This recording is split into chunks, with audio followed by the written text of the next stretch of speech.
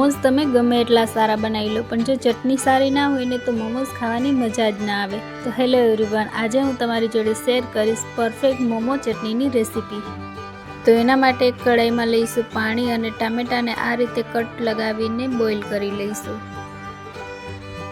ચટણી માટે મેં અહીંયા 4 ટામેટા લીધા છે. બધા જ ટામેટામાં આ રીતના 4 કટ લગાવી લઈશું, જેથી કરીને સરખી રીતે બોઇલ થઈ જાય. લીલા ધાણાનો જે દાંડલીવાળો ભાગ હોય તે એડ કરીશું. 4 થી 5 જેટલા સૂખા મરચાં લીધા છે.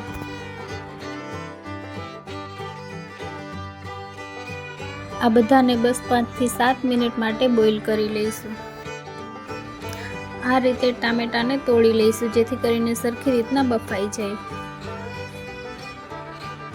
તો ટામેટા સોફ્ટ થઈ જાય એટલે તેને ઠંડુ થવા દઈશું. ત્યારબાદ એડ કરી દઈશું તેને મિક્સર જારમાં અને ફાઇન પેસ્ટ બનાવી લઈશું.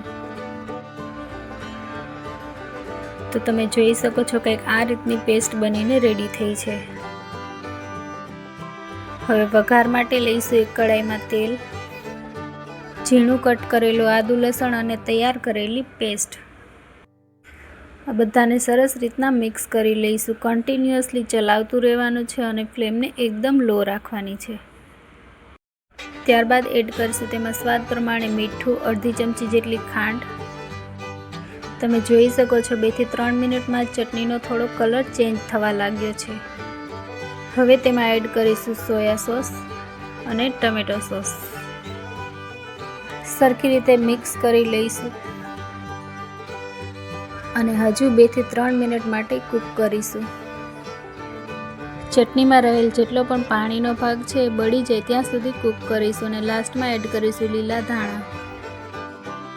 તો બસ હવે સ્પેશિયલ મોમો ચટણી રેડી છે. ગરમા ગરમ સર્વ કરો તેને ફ્રાઈડ મોમોઝ અથવા તો સ્ટીમ મોમોઝ સાથે.